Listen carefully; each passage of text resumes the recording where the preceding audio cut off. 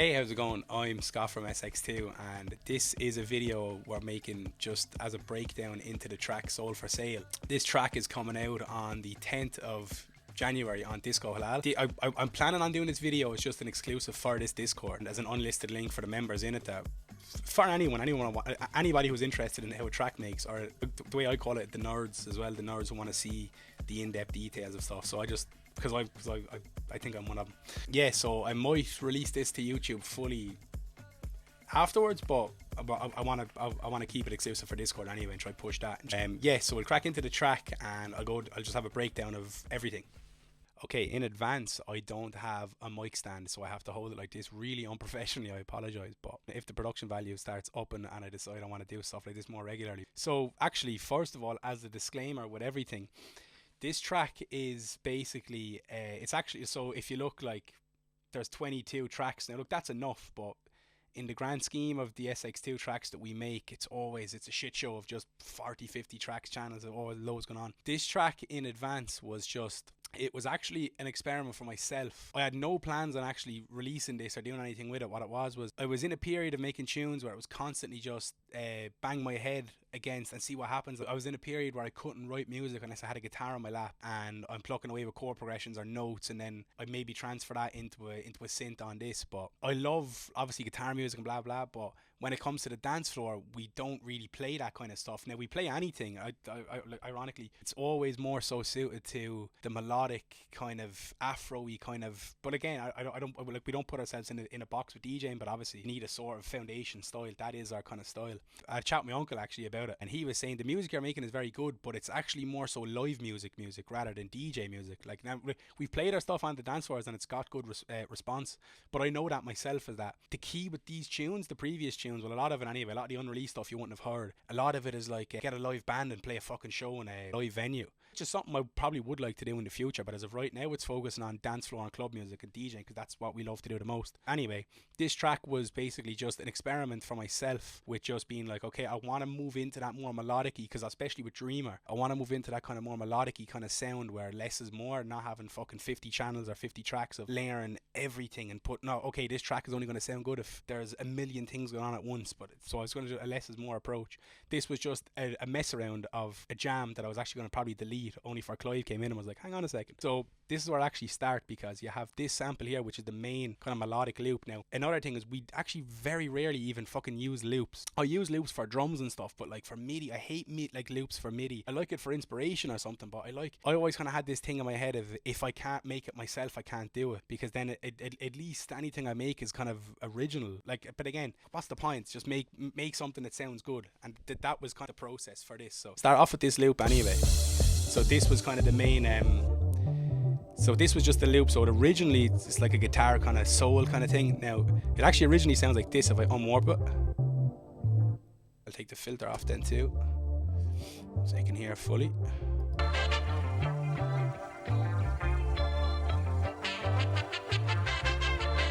Like, yeah, so I warped that, just kind of got it sped up, and then actually around the time too I was listening to loads of Amapiano kind of stuff. So these were actually the foundations that had these loops here. Well, this was the original loop, the Amapiano pack that I got. I was okay, so I kind of had to lower a little bit out of it, and then I have, obviously I always start tracks usually with the drums and then a bit of bass, and then I'll make my chords or my plucks around the bass progression. That's kind of the process, but obviously all depends on the mood. But then I had that layered with this drum, this kind of thumpy kind of analog kick drum from it's actually from a Rampa sample pack. Then we had that, and then obviously we had this main loop here. That was it, and I was like, okay, that's kind of cool. And then with the Amapiano, there's actually no processing even on this. It's just this on its own with some compression. But this, so I kind of, obviously in isolation it sounds flat, but when you kind of put it with everything, it kind of, okay, it fits. So it's like, but then going back just to the Amapiano kind of drum loop. So I had this original loop, this one. So this original loop, and then I was like, obviously you have the woo and that. It was the woo that was in that. I was like, okay, I need that with something else. And then obviously we put this one in it. So I took out the highs and lows of that, because That's that on its own without any EQs. I don't want the kind of, I don't want all that kind of high and even the low. I don't want them in it. I just wanted to get the woo on its own. So just kind of took that out, and it sounds like that, which is pretty good for me. And then you loop it with that, and you're like, okay, cool, we have something. So that was kind of it. We kind of have all these pieces together.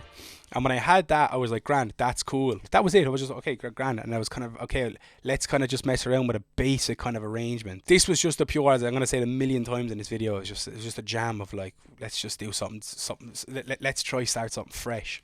And it was around this point here, I was just playing it on a loop, and then Clive was in the other room, and he was like, what the fuck? He came in, he was like, that sounds class, what is that? And I was like, it's just arsing around with something. And then he was like, no, let's do something with that. So then we were like, grand. So we sat down together, we started kind of doing an arrangement of it. I added, because I was, okay, where do I go from here?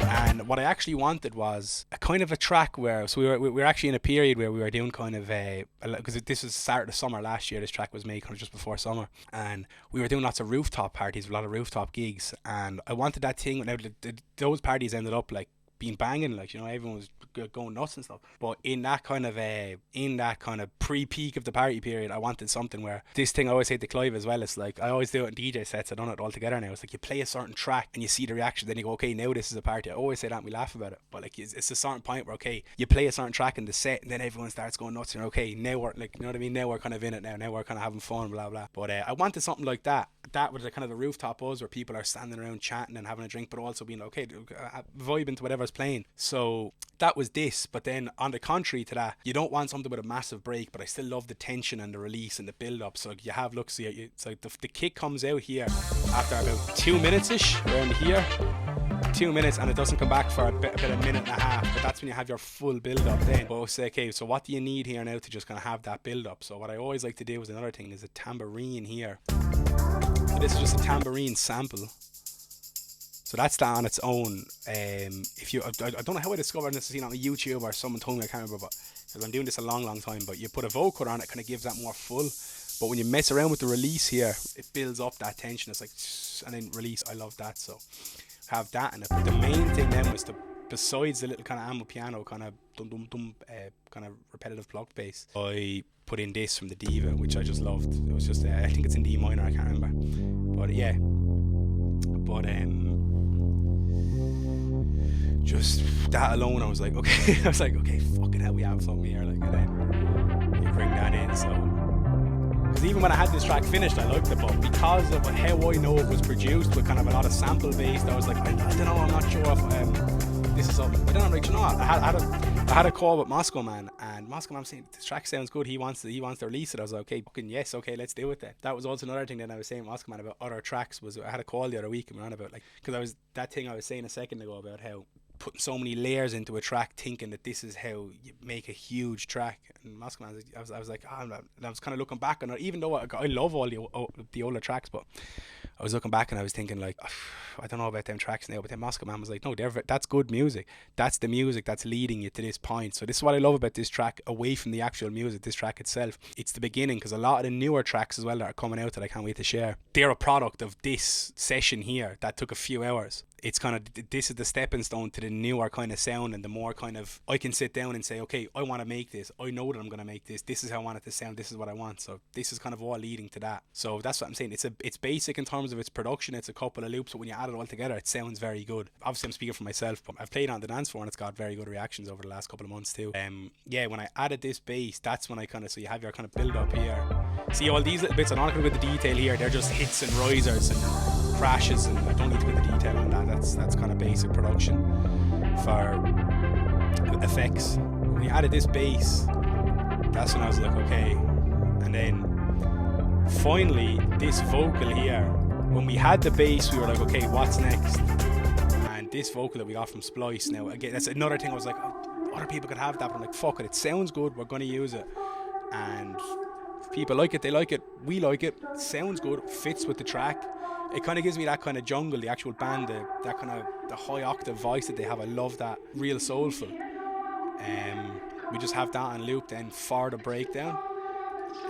But yeah, all kind of comes together then, some of our own few bits of processing on it then.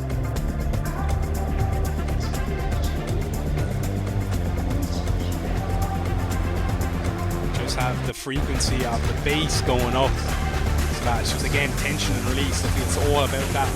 Goes up and then bang, drop. It's all in then. And then I have one more thing here. It's just some more kind of a layering of kind of hats, tambourine, all coming in here then.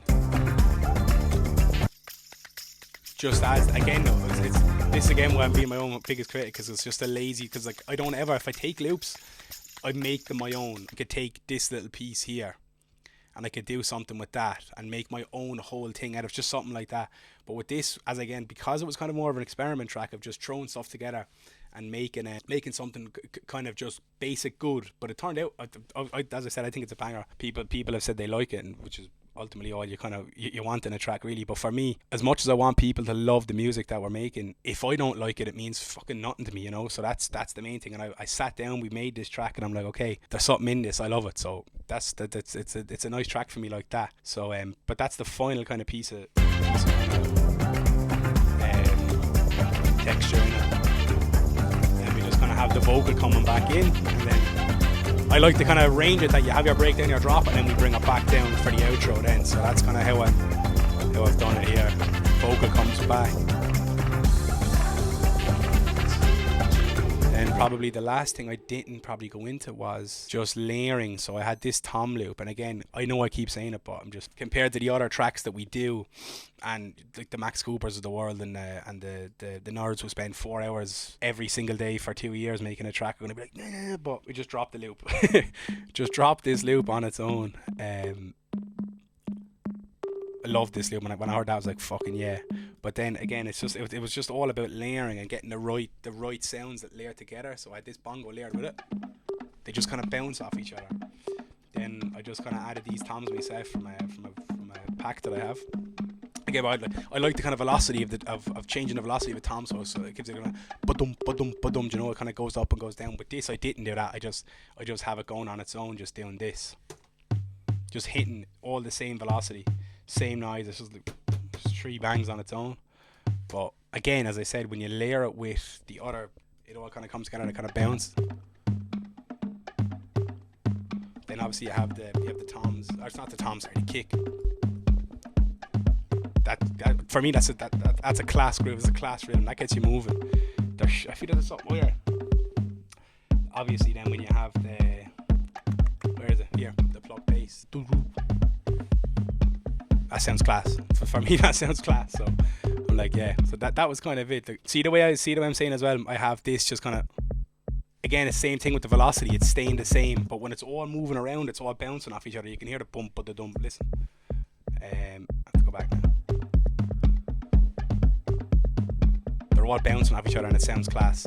Now, ultimately, actually, the mix, this track was mixed twice. So the first one was mixed by Paul, does everything. But then for the actual release, it's gone to The Wall, and they've done an amazing job of it. It's something I will look into, but I'd rather, if you want to play stuff on a dance floor, for the sake of not being stubborn and saying I want to mix it myself, I like the idea of giving it to the professionals. So there's a reason these guys are getting paid, the money they're getting paid to be mix engineers. I'm not a mix engineer, neither is Clive. So we make the tracks, I try mix as much as I can as I go along to make it sound good, but then like, these guys know what it needs for a club, for a sound system, so we give it to them. So the final mix itself is mixed by The Wall for the released version. So one last thing, again, I'm banging on about tension and release all the time. The Tagliuno, this is the very first synth I actually ever bought VST when I was like 18. I created this kind of LFO just preset myself, so it's real basic, but it's just so you take your basic synth sound that's going to sound like, well, I have that because I have the LFO, you can see here I have this kind of going up and down, but if you just keep that, say if that goes down here, it's just going to be a basic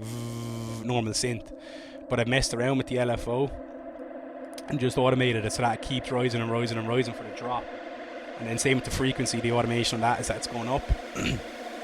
That just builds that tension in all the way for the release here. That's something I don't do it as much anymore because I use other things, but for like a lot of the other tracks, like that was on Dreamer. I think it was on the Cobra remix. I think it was America. I can't remember. It was on a lot of tracks. It was but that's just another basic thing. It's real basic 101 for risers and stuff like that. But it's interesting, it's cool, I like it. Other than that, as I said, I'm not going into all these little bits because they're just your basic, like your crashes and your risers, and they're just little samples that's going to be wasting everyone's time boring you. But other than that, then I have my couple of claps, 808 claps. Again, just I slap chorus on everything because I love the wide kind of weird kind of the kind of glitchy sound that it gives. But yeah, that's it then, just for your bit of full track breakdown. So I'm gonna, as I said in the intro, I'm gonna keep this exclusive for Discord. I might release it to YouTube, but I like the idea of keeping it in the community of Discord people who want to actually give it a watch. Basically, just the fan base of people who actually like our music, fuck with us, do all that kind of stuff, rather than just throw it out to YouTube for everyone. So I'm gonna probably keep it exclusive to Discord. I might throw it out in, I don't know, in the future to YouTube. But if you like this as well, I might do this for future tracks. So you can let me know. Any feedback is welcome. If you think the track is shit, if you think the track is amazing, yeah, perfect. And I'll try get a mic stand for the next one if I do another one, because I have a pain in my hand doing this the last like 10 minutes. But I think that's everything anyway for now. So yeah, hope you enjoyed it anyway. And again, let me know if you want to see another one. So thank you very much.